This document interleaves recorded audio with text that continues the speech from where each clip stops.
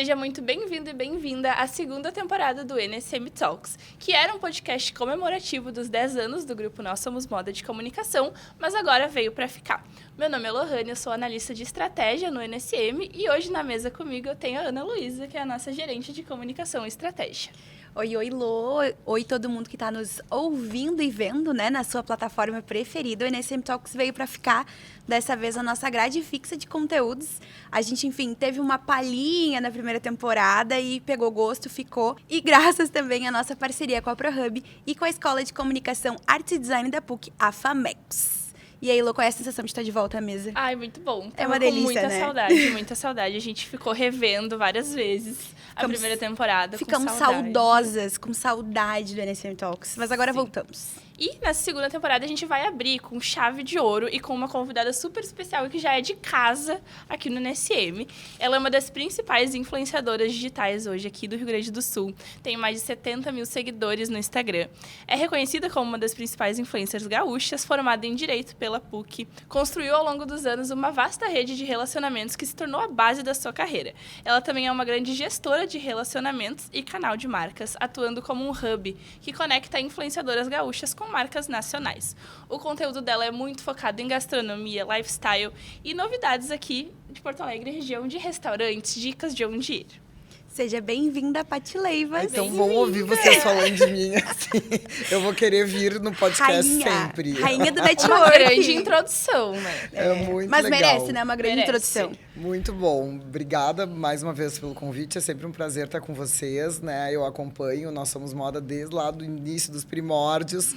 Desde que era blog. Exato, Desde com a que tudo era mato. Vicky, fazendo assim, olha, realmente abrindo um caminho para muitas das coisas que hoje já acontecem com tanta força, né, nessa marca, que vocês se tornaram um sinônimo de marca mesmo, de comunicação.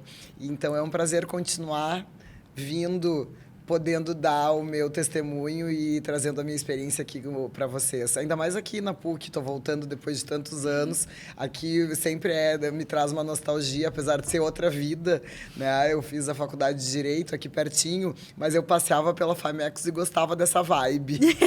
Rainha do networking, né? Se encontrava aqui no set, aqui na FAMEX. Estou muito mais ligada a isso aqui, né? Ao que o ProHub oferece, enfim, do que a área do direito mesmo, mas continuo tendo muito orgulho de ter feito parte desse time aqui da PUC. Famosa filha da PUC.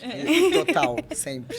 Queria começar com esse gancho já, então, que, enfim, conta pra gente quem é a Paty, como assim direito, tu rainha do networking. Como tu veio parar aqui? Como que tudo isso aconteceu? Conta, resume 20 anos em 2, 3 minutos. É muito louco, né, gurias? Porque a gente vivia numa época analógica, né? Eu tô falando de 35 anos atrás. Então, quando a gente fala isso, vocês não têm essa idade, né? Então, é muito novo, ao mesmo tempo, muito atual, né, a se falar em transição de carreira. Total. Mas é uma coisa que acontecia de forma muito mais, não difícil, mas desafiadora. Porque a gente não tinha tanta escolha, não tinha tantas oportunidades, principalmente quando era uma aluna de colégio tradicional como eu, que era anchetana, saía para fazer medicina, direito, administração, não tinha muito como fugir. Tu até poderia fazer a educação física, alguns iam fazer filosofia, mas o que os pais normalmente queriam é que a gente fizesse essas 4 principais, né? Como as áreas médicas não tinham nada a ver comigo, eu sempre fui muito de humanas, a administração não era uma possibilidade, porque eu sou zero habilidade em números, então não tinha como... Nossa, nós, mulheres da comunicação. Meu Deus, 2 e 2 já é uma dificuldade, então tu imagina, né, cálculos muito elaborados não era o meu negócio. E o direito era a minha saída, né? E muito cedo, eu tinha 17 anos, eu brinco, né? Tinha que estar na pracinha brincando e tinha que escolher a profissão da minha vida. Então, foi uma coisa realmente muito mais a ver com a minha aptidão com pessoas do que por um real desejo de trabalhar na área do direito. Não tinha nada a ver com os meus pais, né? Meu pai, minha mãe, ninguém era da área, então eu não tinha, assim, uma trajetória de, já tenho um escritório, uma coisa para que eu levasse adiante. Então, foi realmente um chute no escuro, assim, e eu gostei muito do que eu fiz de relacionamento. Mas tive uma certa dificuldade de encarar aquelas matérias muito Teóricas. prolixas, sabe? Coisas que, assim, não tinham a ver com o meu jeito, mais prático, mais até desorganizado de aprendizagem. Então, foi um desafio, mas, assim, como tinha que ser feito, né? Eu me formei, nunca retirei o meu diploma, inclusive, tá aqui Só na passa PUC lá, até não. hoje. Agora é o momento hoje. Pois então. Mas fui, né? Eu segui a trajetória, eu fiz até em um pouco mais de tempo, porque eu rodei numa das primeiras cadeiras, que era aquelas que precisa até o final do semestre. Então, fiquei 4 anos e meio. Na minha época, eram 4 anos só a faculdade de Direito. Nossa! Era pouquinho. E aí eu fiz 4 anos e meio e por isso também tive uma grande vantagem, porque acabei fazendo 2 turmas maravilhosas. Tenho relacionamentos que seguem na minha vida até hoje, né? De pessoas que foram meus colegas, grandes juristas, grandes pessoas, personalidades do mundo do direito do Rio Grande do Sul até do Brasil. E algumas outras que também fizeram transição de carreira. Então, tenho alguns nomes famosos, assim, vamos lá, Renata Hoff, que é uma grande organizadora de eventos. Ela era minha colega também na faculdade de Direito. Nossa! A Fernanda Gadret, que é da equipe, né, da família da Rede Pampa, também era minha colega na faculdade de Direito. Então, tem pessoas assim que foram para outros lados e que também, né, fazem sucesso hoje nas suas escolhas, mas que vieram egressas do direito, que, de certa forma, te dá uma amplitude de pensamento, ao menos, né? Te abre um mundo de possibilidade também, né? E te traz, assim, a questão do raciocínio mesmo, né? Ligado a coisas mais lógicas, a estruturação até da forma de estudar, né? O advogado, ele precisa estudar o tempo inteiro, ele nunca para, é que nem o médico, sempre tem alguma coisa nova, sempre tem... É muito... Não é estanque, né? É tudo muito dinâmico na profissão.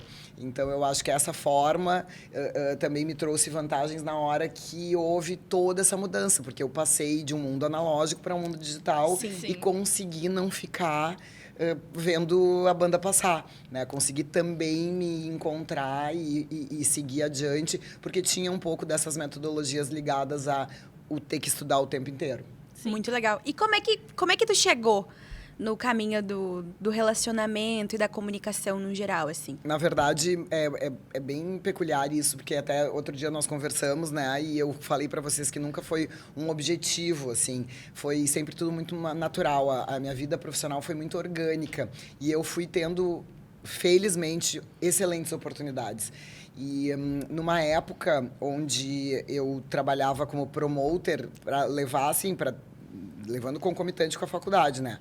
Era muito mais para ter uma graninha entrando e também porque eu me relacionava bem com algumas pessoas que eram amigos meus que na época tinham boates e casas noturnas, e eu conhecia muita gente, então levava essas pessoas, fazia listas e trabalhava como promoter mesmo. E nesse meio do caminho surgiram algumas pessoas, que eu cito 2 aqui, o Christian Rietti e o Paulo Guerra, que trabalhavam fazendo eventos corporativos. Já faziam, assim, a parte de organização desses eventos. E me puxaram para algumas coisas. Essa era uma época também que a gente tinha uma noite muito frenética, assim, em Porto Alegre. Era a época de Dado Beer, né? O Brasil todo estava olhando para cá, porque o Dado estava fazendo uma microcervejaria, era uma coisa muito diferente. E então, Porto Alegre estava num hype de balada. E aí nós começamos a fazer umas festas que ficaram muito famosas, que era a Dado Faces, né? Que era um tipo de rede social analógica, porque nós usávamos fotos das pessoas que nós queríamos homenagear naquele evento e fazíamos um convite com a carinha delas. Então, é como se era um grande... Um grande follow. Isso. Era assim, tipo... Te liga nessa pessoa, entendeu? Que legal! E a gente escolhia, então, as pessoas queriam fazer parte do Dado Faces, só que vocês imaginam a trabalheira. Nós pegávamos fotos impressas, íamos na casa das pessoas buscar essas fotos para depois escanear. Que loucura! E depois colocar todas, né, num grande convite e entregar na casa das pessoas o convite para que elas fossem nessa festa. Então era toda uma grande logística. Muito, muito mais complicada do que é hoje, né? Mas mandar um e-mail, né? Às vezes mandar um e-mail é tudo que a gente precisa. Eu já nem e-mail mais, eu sou mais jovem que vocês, no WhatsApp. E-mail eu já não gosto mais. Eu sou rainha do e-mail. Mas era uma coisa muito doida, assim, porque ali nós começamos a chamar atenção para isso, para as pessoas serem o destaque. Que legal. Né? E não só a banda, não só o músico, porque tinha muito isso, né? Quem é que vai tocar? Não, ali as pessoas é que faziam a diferença. Quem estaria na festa eram pessoas relacionadas a estas convidadas, então a gente sabia que a festa ia estar boa. E assim também surgiram muitas outras oportunidades com o Paulo, que trabalhava na época como scouter. Ele buscava, né, novos nomes para a área da moda, então modelos que foram descobertas nessa época. Gisele Bündchen, Alessandra Ambrosio. E existia uma história muito legal em Porto Alegre, que eram marcas de sapato que faziam grandes concursos. Eles pagavam, né, os eventos para que essas modelos fossem descobertas. Que legal. Então, a Ford Models e a Elite, que eram as duas grandes agências de modelo da época, criavam essas oportunidades, faziam meninas virem do interior, e as marcas eram Dakota, agora não vou me lembrar outras, mas muitas marcas de sapato, principalmente, patrocinavam esses eventos. Então, teve o Dakota Elite Model Look, o da Ford Models, eu agora não me lembro quem era o patrocinador oficial, mas eram, assim, eventos grandes, né? E aí vinha gente de São Paulo para fazer esse scouting das modelos. E eu comecei também a trabalhar com o Paulo nessa área, convidando algumas pessoas e alguns apoiadores. Que legal. Ao mesmo tempo, começou a existir uma demanda das lojas. O Iguatemi era um bebê, né? Tipo, tinha, sei lá, acho que 10 anos de shopping por aí. E muitas lojas bacanas vindo para cá, para Porto Alegre. E a gente pensava assim, bom, essa mulher que ela vai no evento, ela quer uma roupa nova. Sim. Ela quer um sapato novo. E começamos, as lojas e eu, a pensar, tá, mas então vamos entregar o convite esse na loja. Vamos chamar essas pessoas para a loja antes. E aí se criou realmente a questão do mailing de evento corporativo ligado à moda, que foi o que eu fiz durante muito tempo. Sim. Antes da pandemia mesmo, o meu trabalho sempre foi voltado a mailing presencial. Né? A história toda de influência digital começou muito mais ali em 2020. Então, eu comecei a otimizar esse grupo de pessoas que eu já convido, quer seja, né, batendo na casa delas, entregando um convite, mandando por correio ou fazendo uma ligação de telefone fixo, né, essas pessoas, elas também podem ser convidadas para esse pré.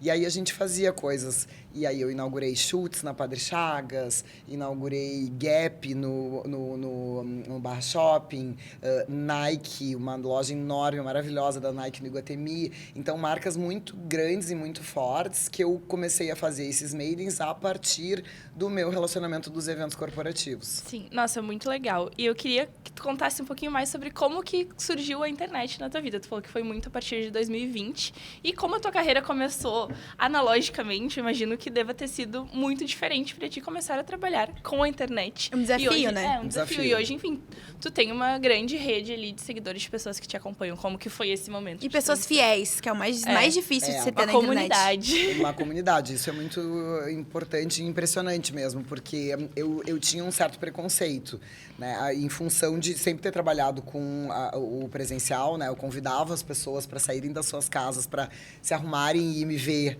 né? A grande verdade era essa. E, claro, sempre com ótimos objetivos, assim, atrações legais, lojas muito bacanas, um networking também de qualidade, porque, né, eu digo, não se faz amigos bebendo leite, era sempre um evento que as pessoas se conheciam, e aí novos negócios surgiam. Muito bom. Né, e várias coisas acontecem a partir de coquetéis ou de eventos sociais, né? Mas eu realmente ganhava dinheiro, trabalhava fazendo esse mailing presencial. Tinha já o Instagram, a internet já era, né, uma coisa muito de uso, assim, no meu dia a dia, mas muito mais como uma assistente, como uma assistência, né, ou como uma ouvinte de algumas coisas. Os podcasts ainda estavam só iniciando nessa época. Sim. E não atuante. né? Então, eu não não monetizava nada do que eu tinha dentro daquela rede. Eu considerava o meu Instagram uma grande revista onde eu mostrava o que eu trabalhava. Então, os meus eventos, eles eram mostrados no meu Instagram. Ponto. Se não era cliente meu, não estava ali. Um portfólio. Um portfólio. Performava, sim, justamente porque essa comunidade até queria se enxergar, né? Então, eram fotos das pessoas nos próprios eventos. Era até muito mais social do que é hoje, né? Era uma coisa mais como uma coluna social, mas funcionava para aquilo ali, ponto. Eu não entregava nada de valor ali, a não ser o que já tinha acontecido. E aí, em 2020, em função da pandemia, todos nós, né, fechados em casa, sem possibilidade de saída, não podia nem se pensar em convidar pessoas para saírem das suas casas, para irem até algum lugar. E eu precisava continuar trabalhando, né? Porque os boletos batiam na porta todos os meses igualmente. Então, eu comecei com um propósito de fazer uma série de lives remuneradas, porque eu pensei muito, assim, os 2 primeiros meses da pandemia me deixaram muito em observação. Eu via o que as pessoas estavam fazendo, me identificava com algumas coisas, não me identificava em nada com outras e dizia, eu preciso achar um meio do caminho. Porque todo mundo estava fazendo live o tempo inteiro. Sim. Né? Virou o nosso maior canal de comunicação. Sim. E eu dizia... Inclusive nós, né? Estávamos lá. Foi o que todo mundo... Foi a saída de todo mundo para mostrar seus produtos, para mostrar seus serviços, né? E até para se comunicar, para manter a sanidade. Exato. Para ver, entre muitas aspas, outra pessoa. Exato. E conversar com outra pessoa também. Ter, né, contatos. Porque, assim, eu, na época, eu tinha um relacionamento, então morava junto com uma pessoa, mas se fosse agora, por exemplo, que eu sou solteira, eu ia ficar solteira sozinha dentro de casa. Sim, né? sim. Sem nenhuma possibilidade de contato, assim, o que realmente pode atrapalhar bastante a sanidade mental, né?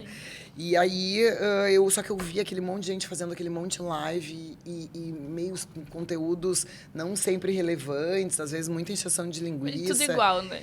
E aí eu dizia assim, não, mas eu não quero nem isso, nem para as pessoas e nem para mim. E eu também acho que eu não devo oferecer isso assim de forma gratuita, porque eu vou trazer coisas de qualidade.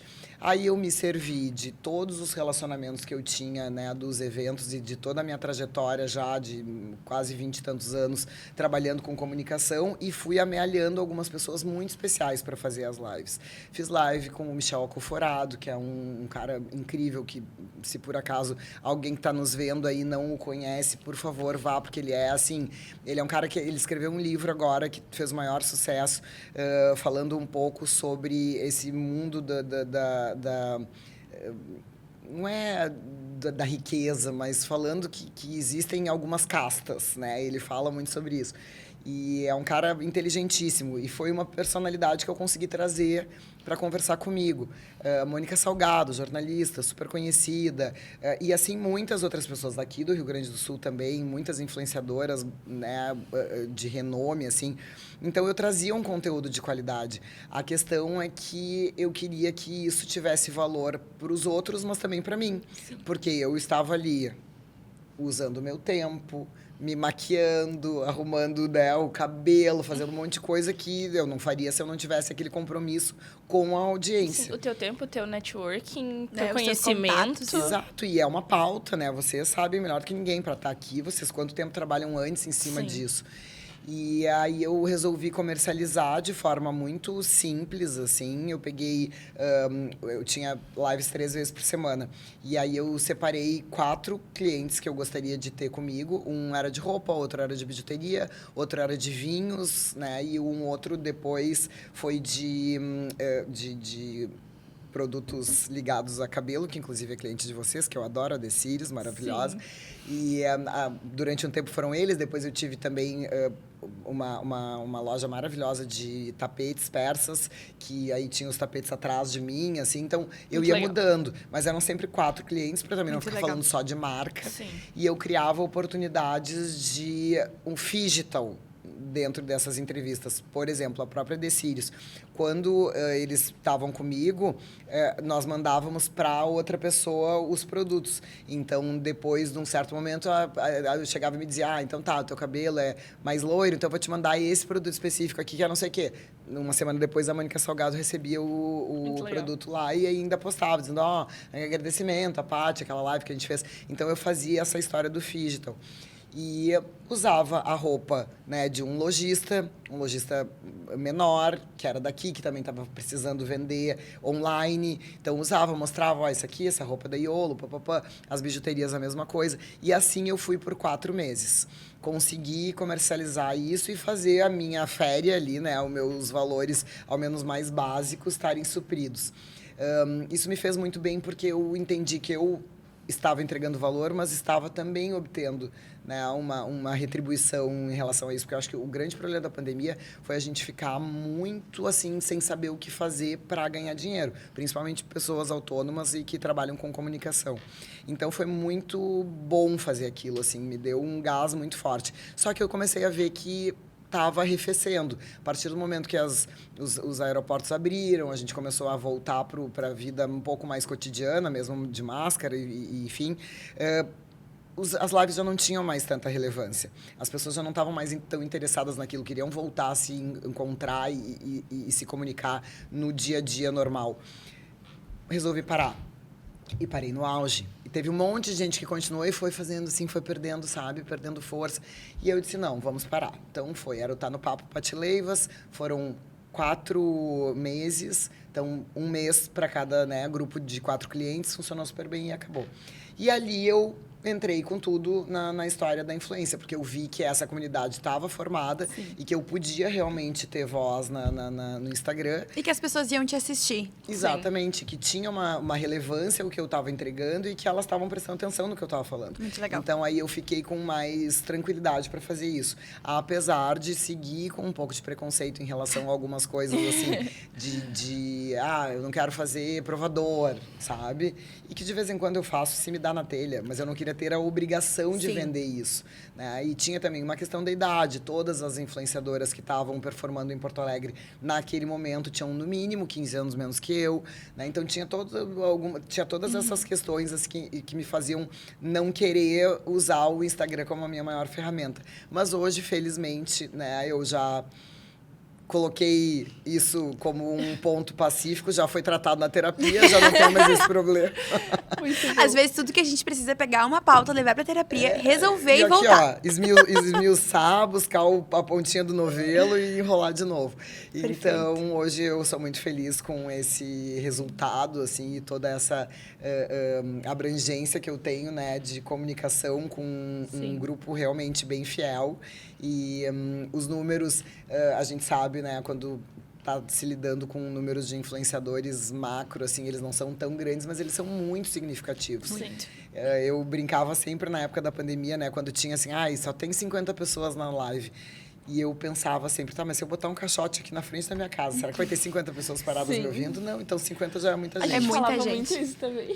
A gente tem até uma palestra do próprio NSM, é um e-book, inclusive, quem estiver nos ouvindo e quiser baixar o nosso e-book, é gratuito, sobre humanização de marcas. E a gente sempre tem essa analogia nessa palestra que a gente faz também, que é 50 mil pessoas, às vezes, é um estádio de futebol. 50 mil pessoas entrando no teu perfil é muita coisa. É muita coisa. É muita gente. E como a gente torna um número uma coisa tão intangível, tão longe, às vezes, é importante fazer esse exercício de, ok, será que eu teria 50 pessoas na frente da minha casa me ouvindo falar? E quando a gente pensa que dessas 50 pessoas que estavam ali, 1 ou 2 se beneficiaram com algum insight ou com alguma coisa, ou talvez com a própria companhia. Sim, né? Exato. Mudou alguma coisa pra aquela pessoa. Exato, e num momento que foi tão, né, complicado para todo mundo, assim, realmente de baixas perspectivas, de coisas que a gente estava numa insegurança, né? A impermanência ali era o que regia.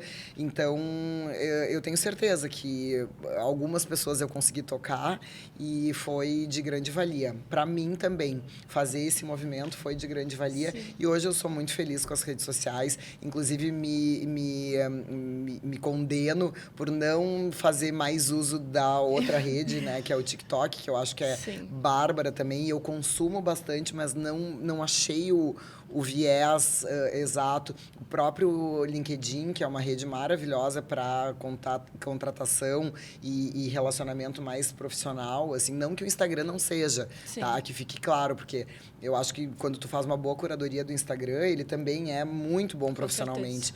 Mas, claro, ele tem um pouco mais de leveza, assim. Mas o LinkedIn é maravilhoso, assim. E as ferramentas que ele oferece hoje, junto com a inteligência artificial. Agora, em Nova York, eu tive na NRF, né, na maior feira de varejo do mundo, e tive a oportunidade de estar em 3 momentos, 3 manhãs diferentes no LinkedIn, ouvindo deles as possibilidades de uso. E é impressionante, assim, com a IA, tu consegue hoje transformar, assim, a tua empresa e fazer uma seleção muito mais apurada dos profissionais que tu vai agregar ao teu time, sabe? Então, eu acho que são oportunidades que ainda estão na mesa e que eu não uso plenamente, assim. O Instagram é a minha ferramenta mais contumaz, mas eu ainda quero melhorar nisso. Não, mas perfeito. E é justamente por fazer esse exercício da gente, enfim, entender qual é o nosso espaço, né? E como que a gente vai falar em cada um desses lugares que faz a diferença, as pessoas te escutam. Exato. E pegando esse gancho também, Paty, sobre tu ser uma grande gestora de relacionamentos e um canal para as marcas, e estando nesse lugar de tanto atuar com as marcas quanto articular o mercado também como influenciadora, como produtora de conteúdo, qual que é a principal diferença na tua percepção, assim, desses dois papéis? Porque tu uniu isso muito bem ao longo da pandemia, né, com esse teu relato que tu trouxe das lives, mas qual que é a principal diferença entre ser essa articuladora, né, essa pessoa que às vezes não aparece, mas que conecta as pessoas e as marcas, e de produzir o conteúdo também? O grande negócio é tu ter a certeza da veracidade da tua entrega, né? Saber o que tu pode entregar, não oferecer coisas que às vezes não são tangíveis ou não são possíveis mesmo para aquele momento ou para aquele tipo de cliente, e deixar o teu ego de lado. Não sou eu exatamente que estou fazendo a coisa, é o cliente, eu sou um instrumento desse cliente, e o influenciador, para trabalhar comigo, também tem que entender isso. Porque é muito fácil nesse meio, onde as coisas realmente ficam a teu bel prazer, assim, é muito fácil a pessoa subir a cabeça e achar que aquele poder é dela. E muitas vezes não é. A marca me oferece a oportunidade de convites. Exemplo prático, Planeta Atlântida. Durante 10 anos, fiz o mailing de uma das marcas mais renomadas que está até hoje no planeta, que é a Renner. E aquilo nunca foi meu, não era um poder meu. Era uma possibilidade que a marca me oferecia de trazer algumas pessoas relevantes e importantes para aquele grande evento que todo mundo queria ir. Mas entender que o meu objetivo é fazer com que a marca tenha visibilidade e não eu, faz muita diferença, né? Porque quando tu quer estar no centro das atenções, às vezes a marca não vai gostar. Então, esse limiar, ele é muito tênue, e a gente precisa ter essa tranquilidade. E eu acho que isso está muito ligado à maturidade do trabalho, né? É saber que o arroba, assim como uma pessoa que está numa grande empresa, numa multinacional, quando ela está lá, quando ela tem um e-mail arroba alguma coisa, ela significa algo, senão às vezes ela vira só a Maria. Né? Então, saber que tu estás alguma coisa e não que tu és aquela coisa, né, facilita bastante nesse sentido. Mas também tem muito do feeling, né? Saber quem é que vai performar bem para as marcas e me colocar nas situações onde eu sou relevante. Nem sempre o meu perfil ele vai ser bom para aquele contratante. Às vezes eu vou trazer outras pessoas. Agora mesmo eu estava, né, fazendo um trabalho para a Docile, que é uma grande marca gaúcha também, né? Vocês têm parceria com eles de algum tempo. E é uma marca que trabalha com gentileza, com a sutileza do encantamento, né? Eles são uma fábrica de doces, mas eles trabalham com um conceito que é muito maior do que o doce em si. Então, na hora de convidar pessoas, tem que ter pessoas que tenham esse mesmo viés, assim. Eu não posso pegar um influenciador que tenha uma conotação política ou que tenha coisas, né, que não tenha uma trajetória ilibada, porque todo mundo deve ter algum probleminha ao longo da sua vida, mas alguém que não tenha essa sintonia da própria gentileza, da delicadeza, porque é isso que a marca estimula. Né? É porque muito mais do que a compra do produto. E o influenciador vira um porta-voz daquela marca. Então, Com certeza. estar ligado aos valores principais da marca é o que faz toda a diferença para o conteúdo também e se conectar com quem segue ele. E a gente ter veracidade. Para que tenha verdade, né? Para que quem tá olhando aquilo ali não pense, tá, mas ela não tem nada a ver com isso, ela não compra esse produto, não usa essa roupa, não faz essa academia toda aí para estar malhando desse jeito, fingindo que tá...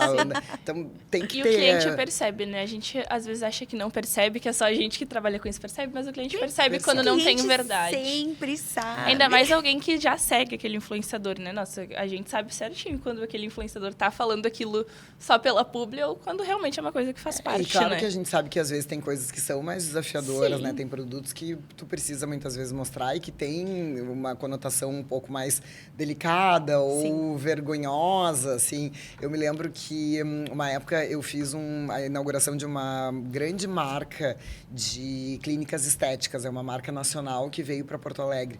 E eu dizia, o grande problema é que ninguém quer contar que tem celulite na bunda. Então ninguém quer dizer que vai fazer o tratamento, entendeu? Sim. Tem que ser tudo muito suave para que as pessoas não se sintam também... expostas, né? Isso, exatamente essa palavra. Não se sintam expostas e não se sintam, assim, feridas no seu cantinho ali. Eu tô fazendo uma coisa que é pro meu bem, mas eu não quero que ninguém saiba que eu tenho esse problema, né? Então, esse feeling, eu acho que ele também é crucial nessa hora, do outro lado do balcão, né? De convidar as pessoas. E eu mesma, como influenciadora contratada, muitas vezes, também faço jus a isso. A só trabalhar com marcas que estão dentro da minha verdade, do meu propósito, né? E amo trabalhar com marca gaúcha, porque acho sempre muito inspirador, né? Contar as trajetórias. A própria Docile, né? A maior fábrica de doces do Brasil. A gente, às vezes, sabendo de outras marcas que também, né, ficam muito, assim, no imaginário, a gente ouve falar e acha que é maior, mas não, a nossa aqui de Lajeado. Sim. Então, é muito legal ter esse tipo de retorno. Até esse ano foi, para mim, assim, exemplar, porque um ano que o Planeta Atlântida estava fazendo 30 anos, eu fazendo 50, e a Docile me chamou para fazer um trabalho que, assim, normalmente poderia ser do influenciador com metade da minha idade, sabe? Então, para mim, foi muito legal que eu siga relevante nesse mercado que é tão concorrido e tão volátil hoje em dia, né? Perfeito. E tendo essa credibilidade também, né? Que tu transmite muito bem. E eu queria saber, quando tu olha pro teu trabalho de 10 anos atrás e compara com o de hoje, o que tu acha que mudou no jeito das marcas enxergarem quem faz essa articulação nos bastidores do marketing de influência? Eu acho que a maior diferença na real, não é uma diferença, é uma visibilidade maior em função das próprias redes. Mas eu falo sempre, né? O meu cliente, ele nunca está atrás de números. Ele não está querendo, assim, quanto é que performou o teu Reels. O meu cliente quer o meu aval. É estar ligado ao nome da Paty Leivas, que há 35 anos trabalha no mercado de comunicação, né, fazendo essa gestão de marcas. Porque os meus números, eles não vão ser os melhores, com toda certeza. Até porque existem técnicas e coisas que eu não utilizo, né? Coisas que vocês sabem muito bem, que se a gente colocar, vou usar essa trend, vou usar esse áudio, são coisas que quem está mais por dentro, assim, e normalmente é a turma mais jovem, né, que cuida um pouco mais disso, ou que tem uma grande equipe por trás, assim, eu sou eu presa, né? Então eu presa, tudo isso. Mas, então, eu acho que essa é uma das grandes diferenças, assim, eu ter mais consciência de que o meu nome é que é o aval e que os números, eles não são tão importantes assim para quase nenhum dos meus clientes. Sim. O que eles querem realmente é essa credibilidade que vem atrelada ao meu nome e à minha marca, que é o que virou, né, o meu nome no mercado. Então, isso me deixa muito feliz porque eu entendo que a partir do momento que eu tenho mais idade, eu também vou ter trabalhos que são mais relevantes e eu não quero ter mais trabalho, né? Outro dia, conversando com uma amiga que é super empreendedora, mas tá sempre inventando e faz, não sei o que, não sei o que. Eu disse, gente, não sei como é que tu aguenta. Eu quero cada vez ter menos trabalho, mas ao mesmo tempo ser mais reconhecida por esse meu trabalho, né, que já tem tanto... Ter os trabalhos certos agora. Exato. Então, o objetivo maior é esse. Trabalhar menos, ganhar mais. Perfeito. O sonho de todo mundo. Sim. E também, Paty, assim, pensando como Quando tu recebe alguma marca que não é daqui, mas tu tem esse apreço, essa conexão muito grande com o nosso estado, como que tu conta para essa marca, que é acostumada com macro-influenciadores nacionais, por exemplo, que sim, faz muito sentido se conectar com pessoas daqui, porque, enfim, a gente sabe que tem um contexto de comportamento, de consumo, que é muito diferente. Então, como é que tu carrega essa bandeira também, né, esse orgulho de fazer a nossa economia também ser impulsionada aqui no Rio Grande do Sul? O Rio Grande do Sul é um lugar que existe essa máxima, né, no Brasil, assim, que está no mundo, porque marcas internacionais também vêm para cá e sabem, né? Se funcionou aqui, vai funcionar em qualquer lugar. Tanto que aqui já foi mercado de teste de várias marcas. Vocês provavelmente não eram nascidas, mas numa época nós tivemos a Cherry Coke. Tá? Eles lançaram aquela Coca-Cola de cereja aqui. Não deu certo. Mas o Rio Grande do Sul foi a primeira e única praça do Brasil a receber. Porque realmente o gaúcho, além de desconfiado, é muito exigente em uma série de coisas.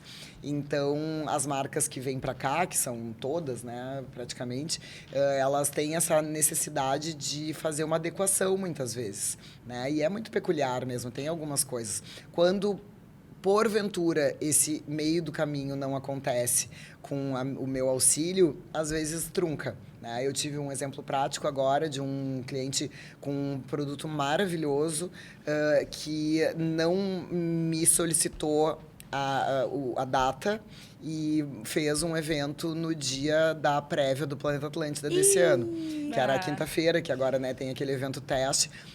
As pessoas que nós queríamos não estavam em Porto Alegre e eu disse para eles, não vai ter ninguém aqui. Não tem como, entendeu? Ah, não podemos trocar porque vem... Ok, então nós vamos fazer com pouquíssima gente, porque realmente vocês tinham que ter me constado antes. Então, tem algumas coisas que são muito características, né? E eu acho que o cliente que ele vem, normalmente ele já sabe dessas particularidades, dessas peculiaridades e ele está aberto a ouvir. Claro que algumas marcas têm, né, questões muito certeiras, assim, até ligadas a policies maiores e globais. Eu trabalho muito com a Heineken e a Heineken tem algumas questões que são bárbaras. Inclusive, eu melhorei coisas relacionadas à diversidade, por exemplo, no meu mailing em função de policies da Heineken, né, exigências deles, que às vezes aqui a gente meio na bolha, tu não percebe que tu não tá com tanta, né, amplitude de público, assim. E eu melhorei isso no meu conceito de gestora, né? Porque fui olhar para essas coisas que eles exigiam. Então, a gente está sempre aprendendo. Mas é legal quando existe essa troca, né? E o cliente aceita também essas coisinhas chatinhas da gauchada. Sim. Adequando o tom de voz, adequando o público. Perfeito. E tu falou sobre o teu mailing, e a gente queria saber se tu tem algum critério que é inegociável para colocar um influenciador no teu mailing, para indicar ele, como que funciona, quais que são os critérios? Eu tenho muitos, mas ao mesmo tempo nada que seja inegociável. A única questão que realmente pega é a verdade do influenciador. Né? Eu acompanhar e normalmente quando eu vou indicar para alguma marca eu já tô stalkeando no mínimo, né? E saber como ele reage a algumas coisas. Eu tive uma passagem no final do ano passado que foi bem... Assim, é bacana falar porque parece que tu nunca vai dar um não, né? E não é bem assim. Um influenciador que eu estava recém conhecendo comentou sobre uma atitude que ele tinha tido de um convite e que ele tinha repassado esse convite porque ele não gostava do artista e que não tinha comunicado a marca, só repassou. E eu falei, olha, comigo tu só faz isso uma vez. Porque se eu te convidei para uma coisa especial, a ti, é tu que eu quero lá. Se tu manda esse convite para outra pessoa sem me avisar, tu nunca mais vai ser convidado por mim. E na hora ele regalou o olhão assim e eu disse, é isso mesmo. Porque esse é o tipo de coisa que tu vê como a pessoa vai tratar o produto, sim, o negócio, né, o contrato, cliente, né? Exatamente. E quando tu vai fazer uma coisa que o influenciador não está sendo pago, ele tem todo o direito de não querer ir, tem todo o direito de não postar, né? Não é essa a questão. Mas ele repassar sem me dizer é uma coisa que é complexa e para o cliente eu depois tenho que dar explicação, né? Então, assim, uma pessoa que faz isso comigo faz uma vez só. Então, acho que basicamente isso, no mais, me dar um oizinho lá, né? Teve uma vez que eu me envolvi numa polêmica também era uma influenciadora que uma época virou mãe e daí começou a ter muito conteúdo relacionado a isso e que aí não é um conteúdo que eu, né, publique por não ser mãe, não tenho esse perfil ali. E aí ela reclamou que eu nunca chamava ela pra nada, não sei o que, gente, mas eu não me lembro de ti. Então, assim, me aciona, né? Sim. Diz, oi, eu agora estou olhando pra... Eu não sou mais mãe, porque ela disse, depois que a minha filha cresceu, eu não fiquei mais trabalhando com isso, e mesmo assim tu nunca mais me chamou. Eu disse, olha, mas me dá um oi lá na própria rede social e diz, adoraria ir nos teus eventos, vai ser um prazer, né? Não tô mais tão focada nesse nicho, eu quero trabalhar com Vai ser um tal e prazer tal. te prestigiar, para mim vai ser um prazer te receber, né? Sim. Eu sou super aberta para os clientes também. Então, é muito, às vezes, como eu disse, a questão do ego. Ela, né, se ofendeu e aí não quis pedir nada e acabou ficando de fora de coisas que ela gostaria. Sim, relacionamento é isso, né? Também tu é uma só, você não tem como lembrar de todo mundo. Não, e imagina. ter a humildade de pedir e eu ter a humildade de aceitar que eu não conheço todo mundo. Sim. Eu adoraria ter, né, uma IA aqui na minha cabeça para dizer, influenciador de gastronomia. Uma Então, planilha todos aqui. aqui, exato. Mas eu vou muito de quem se relaciona comigo. E isso também tem muito a ver com o que tem lá na minha bio, que é o networking intencional. Quando a gente faz relacionamento, a intencionalidade ela tá baseada em trocas. Sim. Né? Uma pessoa que me chama para eventualmente alguma coisa que ela tenha também, às vezes o influenciador está lançando marcas, ou eles mesmos hoje têm feito alguns eventos, então ele também me chama, e aí eu me lembro dele na hora de chamar para alguma coisa especial, ou é um influenciador que volta e meia tá lá na minha rede também, né, compartilhando alguma coisa. Ser mais aberto também vai me fazer estar aberta a essas pessoas. Então, essa troca eu acho que é muito importante. Isso realmente faz com que o networking seja potente. E com Perdão. Pode Eu falar. ia falar que com as redes sociais agora fica ainda mais fácil, né? De manter esse contato e esse relacionamento. Mais ou menos, né, Lô? Porque, assim, é mais fácil, mas é muito mais trabalhoso. Ah, sim. Porque não é uma pessoa. Porque antes, quando era a época do não online, né, eu tinha, assim, 15 amigas que eu falava, ou ligava, ou mandava o convite, eu sabia que essas 15 amigas iam, e aí elas convidavam talvez mais 2 amigas cada uma, e assim a gente multiplicava, tinha 45 gurias dentro de uma loja, por exemplo, para comprar o sapato antes de ir na festa. Mas agora não, agora tu tem uma infinidade de pessoas, surgem novas a cada momento, né? A gente realmente, eu depois, pelo não uso do TikTok, eu fiquei muito defasada em relação a algumas pessoas, principalmente nessa faixa etária ali dos 25 para baixo.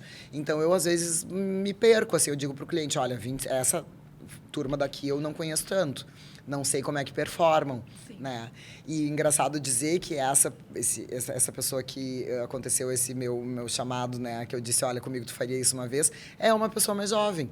Que aí, às vezes, não tem tanto comprometimento, porque não veio desse momento, né, de troca real, de se conhecer, né? Porque, às vezes, a pessoa que o cliente me mandou lá pelo direct, nem sei quem é. Sim. Não tem uma identidade, tu não sabe para quem tu tá Tem indo. um rosto, né?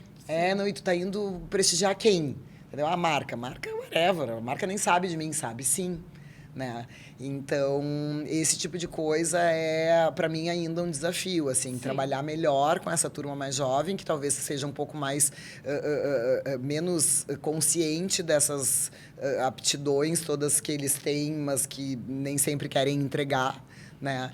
E eu também não os conheço bem, então, assim, é um grande desafio seguir nesse meio, sendo ainda relevante aos 50, mas querendo me conectar com essa turma de 25 por bons motivos, né? Levando coisas boas para eles e podendo trazê-los para coisas boas também. Perfeito. Eu vou fazer um furinho na pauta, a produção não me xinga, porque pra gente ter uma dinâmica no final pra gente encerrar o bloco de perguntas. Eu vou direto pra última pergunta, porque senão acho que não vai dar tempo. Então, A pessoa fala. que a galera que fala, eu falo, tu fala, Lô fala, daí já viu, né? Mas eu queria te perguntar, Paty, nesses mais de 20 anos de trabalho, de mercado, de experiência, o que ainda te emociona? Com toda certeza, o final. né? Quando termina, assim, o entregar um evento que dê resultado, entregar um projeto que seja, assim, depois tu olha aquelas fotos e tá tudo lindo e o cliente está satisfeito e muitas vezes são coisas... Eu tenho, né, alguns projetos, assim, que eles não são para hora. Não é uma loja só que vai vender ali naquela tarde, né? Eu trabalho com empreendimentos imobiliários, então é todo um conceito que Uma primeiro... construção, né? Exatamente. E tu vai saber 6 meses depois, sabe? Mas é muito satisfatório quando efetivamente alguém que eu tirei de casa, né, se interessa legitimamente pelo produto, pelo serviço ou pelo empreendimento e faz, às vezes, uma escolha de vida, né? Uma moradia é isso, uma escolha de vida. Eu me lembro que quando eu fiz alguns jantares do Golden Lake, que é um bairro planejado em Porto Alegre, né? Que está começando a ser entregue agora, eram valores altíssimos, assim. E eu dizia, vou convidar as pessoas, tudo bem que são pessoas, né, ricas, mas essas pessoas já moram nos seus lugares, então, né, tu fazia... Bom, 2 anos depois, eu tinha 6 contatos meus que tinham efetivado vendas, não diretamente meus, mas, assim, de alguma forma, né? Estavam ligados a ti. Estavam ligados a esse projeto que a gente fez. Eu fiz em parceria com o Vitor Raskin, do Deu Chique, né? Foram uma série de 8 jantares, muito bacana, com o Grupo Multiplan.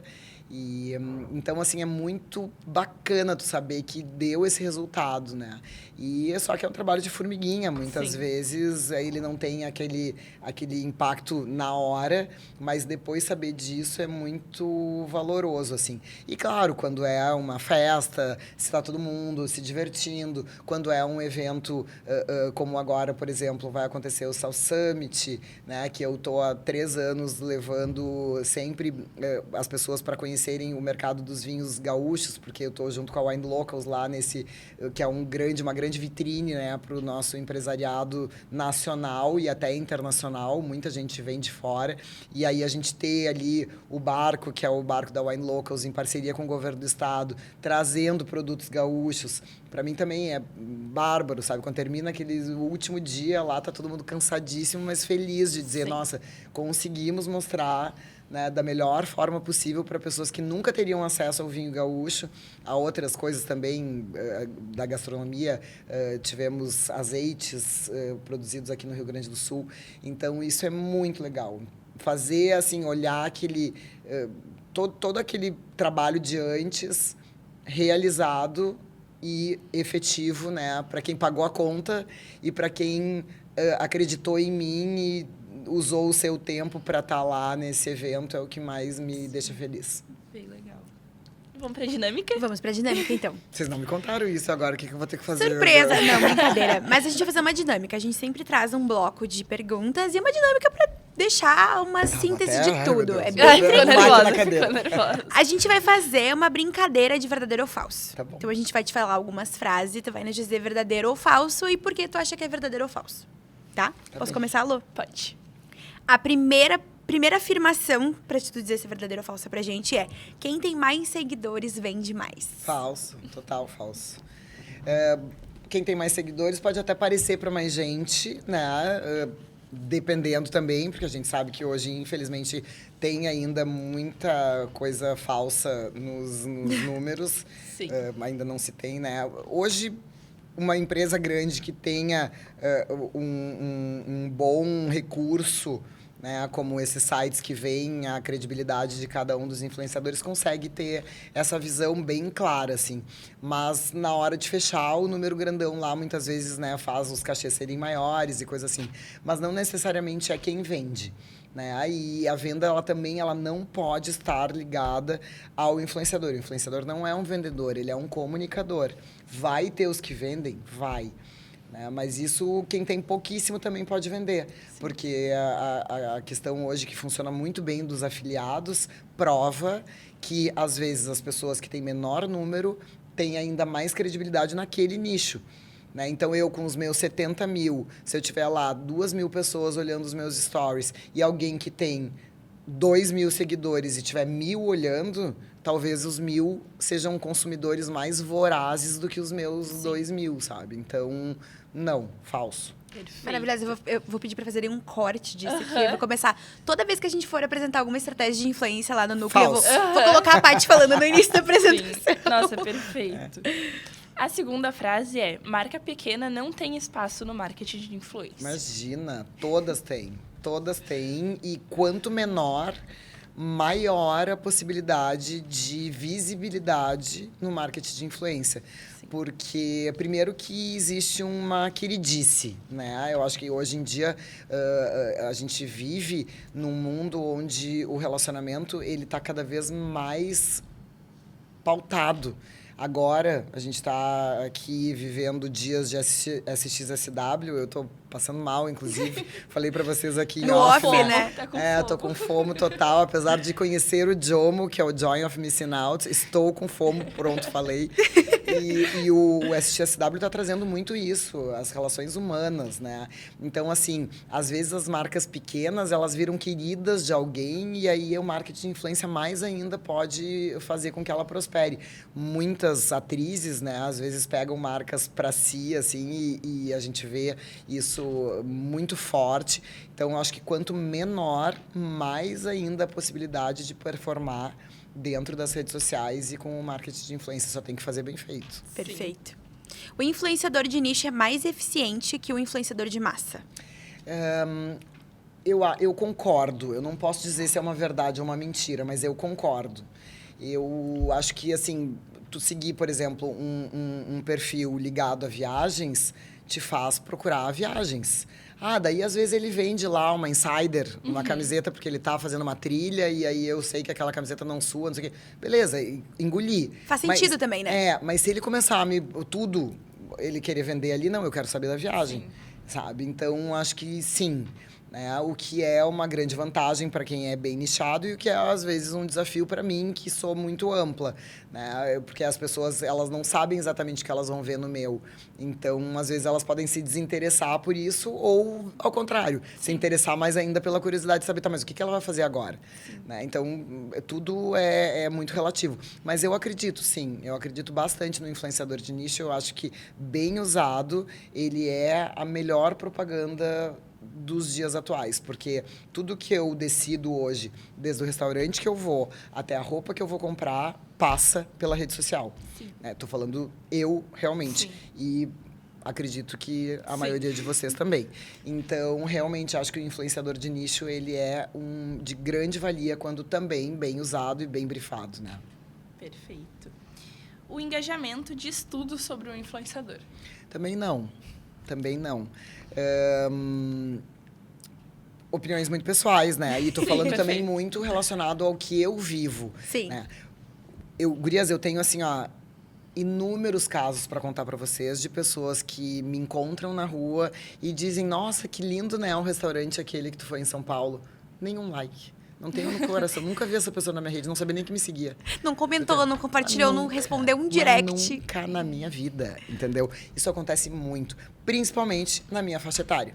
Né? Por quê? Porque são pessoas que também não são nativas digitais como vocês, são pessoas que começaram a usar as redes, né, por uma obrigação, assim, porque senão não sabe mais nada da vida, e que elas não veem isso como uma forma de se relacionar, entendeu? Então, quando ela me enxerga, ela fala, tu vê que não é assim, ela não tá só me invejando. Não é isso. Ela só acha que aquilo ali não diz respeito a ela. Sim. Então, quando ela me encontra, ela diz: nossa, adorei, já quero ir no restaurante. Mas ela não acha que botar o coraçãozinho vai fazer uma diferença. Ela não acha que repassar aquilo para os amigos vai realmente ser o que vai influenciar na hora de escolherem o restaurante. Ela simplesmente comenta com um grupo de amigas dela no WhatsApp, dizendo: a Paty foi lá, olha que lindo. Sim. Mas ela não entende que fazer aquela menção ali faz diferença para mim na rede social. Então, o meu engajamento, ele é muito vida real.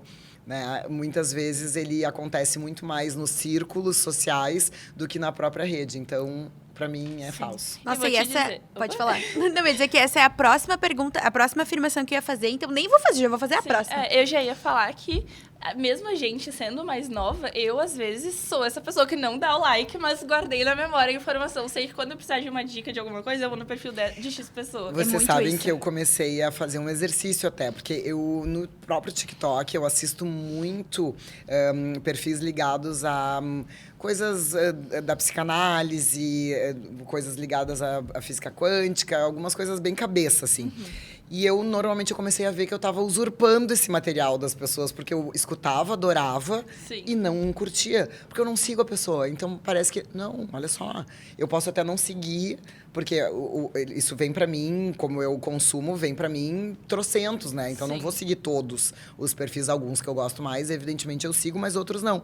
Mas eu gosto. E eu não dava o like. Daí agora eu dou o like igual. Eu Nem acho que o sei, já TikTok dou. Tendo empatia nas a redes rede- sociais. É justamente a rede que eu menos interajo com as pessoas também. Eu, no máximo, republico ou compartilho com os meus amigos, mas eu não vou lá curtir, não vou lá comentar. É a rede social que eu menos faço isso e eu não sigo as pessoas também. Exato, porque a gente não segue Porque e a aí gente tu não fica te na acha For You responsável. e tu assiste as coisas daquela pessoa, às vezes, todo dia, mas tu não segue ela. Eu me sinto exatamente assim, eu não sou responsável pelo teu sucesso porque eu não te sigo. Não, ao contrário, se eu sou audiência, né, eu posso fazer isso. E às vezes são conteúdos muito valiosos mesmo. Então agora eu dou like igual. Mesmo que eu não tenha gostado, assisti, dei like. Tipo assim, Se eu parei pra ouvir, eu vou dar um like. paguei, entendeu? Paguei o meu pedágio. Muito bom. Eu ia te perguntar antes se relacionamento pessoal ainda é a melhor ferramenta, mas tu já respondeu que sim na anterior. Então eu vou pra próxima, Lô. Todo mundo pode se tornar um influenciador. Com toda certeza. Cada vez mais, né? Cada vez mais, porque a influência ela está muito ligada à credibilidade. Então, uma pessoa que tem a credibilidade na vida real, ela, se ela quiser, né, trazer essa credibilidade, emprestar essa credibilidade para a rede social, desde que ela, né, saiba a forma, porque tem gente que não vai fazer a partir da sua figura. Tem um outro exemplo prático que eu gosto muito de trazer esses exemplos, porque daí as pessoas também conseguem entender que não é só do campo da imaginação, né? Uma jornalista daqui de Porto Alegre que fez uma grande reviravolta na sua rede social, agora depois da enchente, foi a Maureen Mota, né? Ela saiu de Porto Alegre, ela teve durante muitos anos um programa de TV, era muito conhecida, beleza. Mas ela tinha uma rede social muito parecida com a minha, até assim, né, focada no lifestyle dela, no dia a dia dela, mostrando as coisas dela. E ela começou a fazer uma curadoria de notícias. E ela traz notícias do mundo todo, coisas claramente ligadas, né, a esse nosso meio da comunicação, assim, porque ela vem disso, né, ela já foi repórter do Fantástico, enfim, ela tem toda uma trajetória muito legal, mas não era isso que ela fazia. E ela começou a ser uma curadora de notícias. Não é ela que está gerando aquele conteúdo, apesar de, como jornalista, e tendo um ótimo texto, ela coloca coisas ali da opinião dela, que também é muito legal. Mas ela busca notícias, certamente em sites internacionais, nacionais, enfim, traz a opinião dela para um carrossel e posta muito. Eu acho que ela posta uns 4, 5, 6 por dia. E ela cresceu muito na rede dela fazendo isso. Por quê?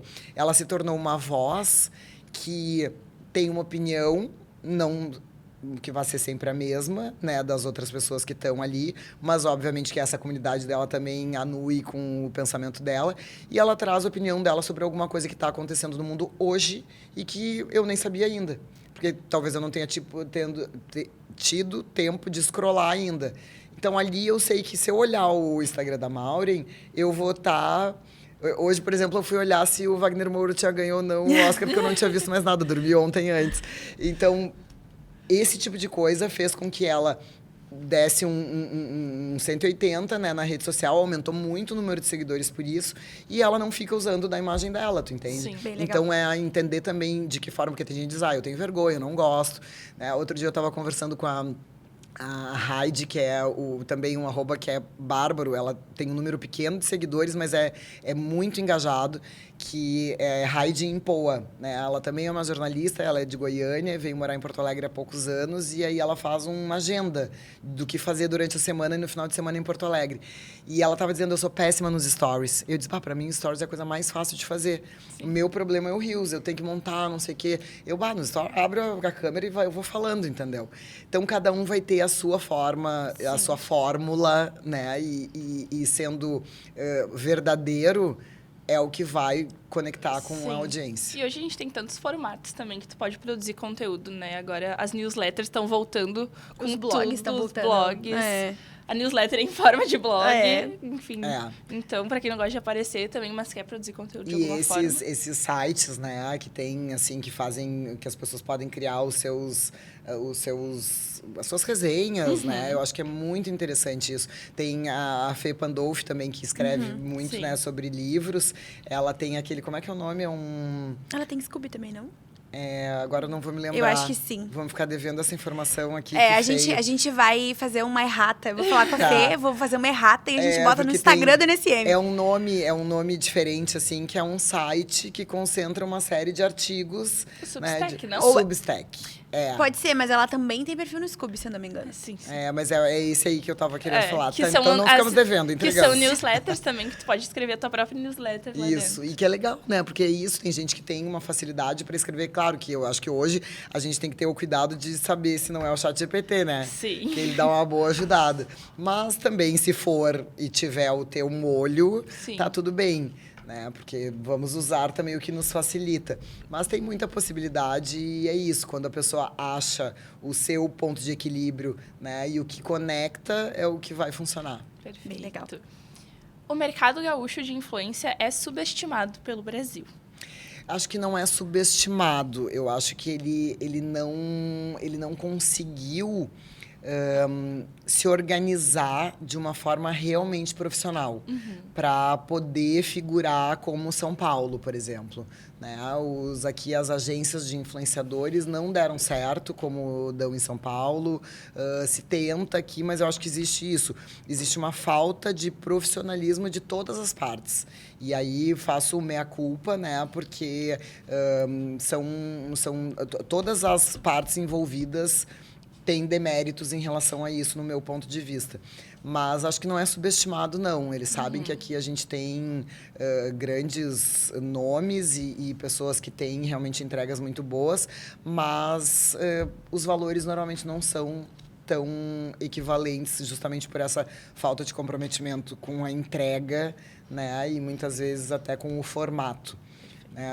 Acho que isso é um grande desafio, né? Porque o influenciador que ele tem o seu perfil muito autoral, às vezes quando chega uma marca de fora e te dá um quadradinho ali, ó, tu tem que caber aqui e fazer essa propaganda, aí é complicado. E muitas vezes é isso que acontece, né? Sim. Então, é um desafio bem... Assim, eu não sei a solução. Perfeito. Acho que é um trabalho de todo. É uma reunião, talvez uma conversa com vinho, que a gente pode ter todo mundo junto e entender para onde a gente vai enquanto mercado. No Salsa Summit podemos começar. Paty, a última pergunta do Verdadeiro ou Falso é: quem articula os bastidores é tão importante quanto quem aparece na frente das câmeras? Com toda certeza, às vezes até mais, né? Porque, vamos lá, para algumas pessoas, todo o background de pauta, propriamente dito, as pessoas que vão estar performando lá, né, naquele conteúdo, tudo isso é muito importante. Às vezes, quando é pré-trip, por exemplo, tudo que tem que ser articulado para uma viagem, a logística que tem que ser feita para levar lá 10 influenciadores para conhecer as vinícolas do Rio Grande do Sul, né? Então, assim, é tudo muito complicado. Então, ter bons produtores, ter pessoas que são realmente agilizadas, coerentes nas suas entregas, isso é super importante. E, claro, né, os captadores. Acho que hoje tem muita gente boa, e principalmente da faixa etária de vocês, assim, que faz captações com um olhar muito mais aprimorado, né? Esse olhar da rede social nova, porque eu ainda faço o antigão, eu faço, abre a câmera e sai falando. Mas quando precisa alguma coisa mais elaborada, uma edição, uma coisa aí, eu sinto falta desse olhar de alguém mais jovem, sabe? Até pela rapidez da informação. Eu, às vezes, olho umas edições assim que eu digo, nossa, que incrível fazer, não sei nem por onde começar, sabe? Então, essa parte também das pessoas que vão captar o projeto, enfim, é imprescindível que seja todo mundo muito alinhado. E, claro, o influenciador que tenha uma boa dinâmica para fazer o fechamento de tudo isso, né? Mas, com toda certeza, a equipe do bastidor é importantíssima. Essencial. Sim. Perfeito. E, Paty, a gente tá chegando ao fim dessa conversa. Sempre passa rápido, né, Ai, gurias? Sempre. Mas hoje, pelo menos, a gente teve mais tempo pra conversar, Mas né? é sempre Verdade. muito inspirador te ouvir. Assim, Que a coisa gente boa. também, com certeza, pra quem vai nos ouvir, nos assistir. É como eu disse, eu fico sempre muito feliz de seguir sendo relevante, né? Numa era que realmente, assim, a gente sabe que quem menos corre voa e onde as coisas, as informações chegam com muita rapidez e passam também. Muita coisa começa e a gente nem vê prosperar, né? Então é muito bom ter esse meu espacinho cativo aqui no Nós Somos Moda e sempre que vocês precisarem eu vou estar à disposição. Eu tenho uma última pergunta. Mas sim, tu é de casa, a gente ama te ouvir. Esse episódio vai um pouquinho mais pra frente, então quem quer saber um pouquinho mais sobre a Paty e um pouquinho da trajetória dela, ela falou antes lá no início que tinha falado com a gente há pouquinho tempo, a gente gravou um episódio do nosso especial Dia da Mulher, o Girl Boss, que ela tá participando, então vale um recortezinho, vale dar o like, né, pagar o pedágio. Isso, paguem o pedágio, por paguem o favor. pedágio porque ele vai estar em collab, né, tem que pagar o pedágio. Não, e vocês têm que me ajudar pra eu continuar vindo aqui, tá? Esse é um ano muito especial pra mim, vocês não me deixem sócio. Mas trazendo também aqui pra gente finalizar, queria que tu nos dissesse uma dica de ouro, enfim, pra quem tá querendo articular ou fazer parte desse mercado de influência ativamente com produção de conteúdo. Ser verdadeiro. Sempre falo isso, né? Nunca vou me contradizer em relação a isso. Por mais que tu tenha dificuldade no início, né, de marcas, de valores, porque não é mais um mar azul, né, gente? Vamos ser francos. Hoje em dia, realmente, pula influenciador, é muito mais gente querendo influenciar do que gente sendo influenciada. Então, acho que a verdade do conteúdo, ela é primordial, assim. Mas se tu realmente sabe, né, o que tu quer fazer, e se tu tem um diferencial, te apoia nisso, porque tem mercado para quem é bom, né? Vai sempre ter mercado para quem é bom. E o grande negócio é descobrir a tua bala de prata. Porque isso é que é o grande objetivo, né, de quem coloca a sua cara a bater na rede, é realmente ser relevante e conseguir trazer algum conteúdo valioso para quem está assistindo. E a gente vai ficar por aqui nesse primeiro episódio da segunda temporada do NSM Talks. Nosso muito obrigada para quem nos ouviu, para quem nos assistiu. Essa foi só a primeira conversa de muitas que vem por aí. E o nosso muito obrigada também pra Paty, maravilhosa. Eu que agradeço mais uma vez. Tô sempre aqui com vocês, só chamar. Pagando pedágio, só chamar. E também aos nossos parceiros incríveis da ProHub e a Famex, a Escola de Comunicação, Artes e Design aqui da PUC. E não se esqueçam de nos seguir no Instagram, @nossomosmoda em todas as redes sociais, exceto no LinkedIn. No LinkedIn nós somos Grupo NSM. E também a nossa novidade, né? A nossa revista está de volta. Então, Sim. Revista Style and Trends para quem curte moda, comportamento, cultura. Então, um beijo e até o próximo episódio.